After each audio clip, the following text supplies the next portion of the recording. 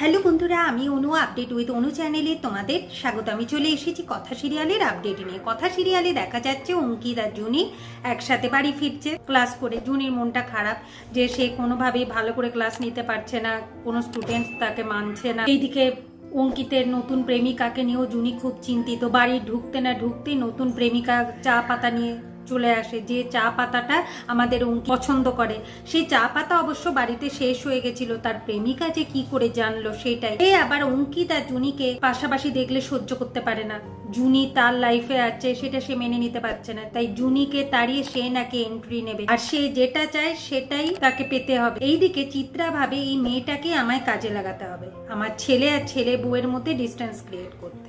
এই মেয়েটার বিশাল জেদ আছে, তাই একেই আমি কাজে লাগাবো। অন্যদিকে তো গোলাপ তো চলে এসেছে ছদ্মবেশে। এরপর বাদ বাকি মেয়েদের নিয়ে আমাদের কথা কাজ শুরু করেছে। গোলাপ এমন বলেছে যে তার পরিবারের অবস্থা, সেই জন্য গোলাপকে কাজ করতে হচ্ছে। গোলাপ এইসব কাজ সেরকম জানে না, তাকে শিখিয়ে দিলে সে করতে পারবে। কথা তাকে শিখিয়ে দিচ্ছে, সবাই কাজ করছে। এখন গোলাপের কাছে রয়েছে চবনপ্রাশ ক্যান্ডি, সেই ক্যান্ডি 500টা দরকার। এর মধ্যে 60টা চবনপ্রাশ ক্যান্ডি আমাদের ম্যান্ডি খেয়ে বসেছে। অন্যদিকে জুনির মন খারাপ দেখে কথা বুঝতে পারে যে জুনির কিছু হয়েছে। জুনি বলে যে সে হয়তো এরকম পড়াতে পারবে না, তাকে কেউ মানবে না। কথা বলে জুনি একটু সময় দে, সব ঠিক হয়ে যাবে। আরে বাবা, ওই রকম স্টুডেন্টস তো আমাদের সময়ও ছিল, মনে নেই ম্যান্ডির কথা? ম্যান্ডি ভাবে যে কথা তুই এখনো আমাকে ছোট করছিস, তো আমি তোকে কোনোভাবেই ছাড়বো না। এখন 60টা চবনপ্রাশ ক্যান্ডি খেয়ে আমাদের ম্যান্ডি শুধু একবার করে বাথরুমে যাচ্ছে আর রুমে আসছে, বাথরুমে যাচ্ছে রুমে আসছে। এইদিকে কথা ভাবে ব্যাপারটা কি, ক্যান্ডি কি করে শর্ট পড়লো, তার মধ্যে আবার 60টা ক্যান্ডি শর্ট, কি করবে কালকে।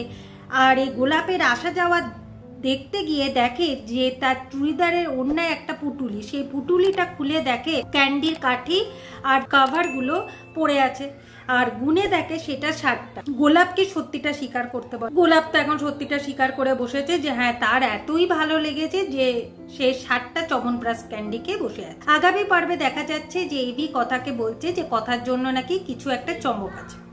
কথা এখন কর্তা দাদুর কাছে গিয়ে বলে কর্তা দাদু না গেলে কথা হারবাল কিন্তু ওপেন হবে না। কর্তা দাদু বলে আমার পক্ষে যাওয়া সম্ভব না। কথা বলে আমি জানি আপনি ভাবছেন আপনার গুহ ফার্মার দায়িত্ব কে নেবে, তাই তো?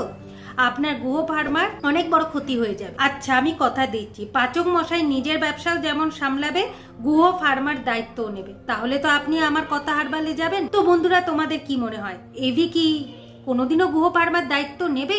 আমাকে কিন্তু কমেন্ট করে জানিও। ভিডিওটা ভালো লাগলে লাইক, শেয়ার ও সাবস্ক্রাইব করে দিও। ভিডিওটা দেখবার জন্য অসংখ্য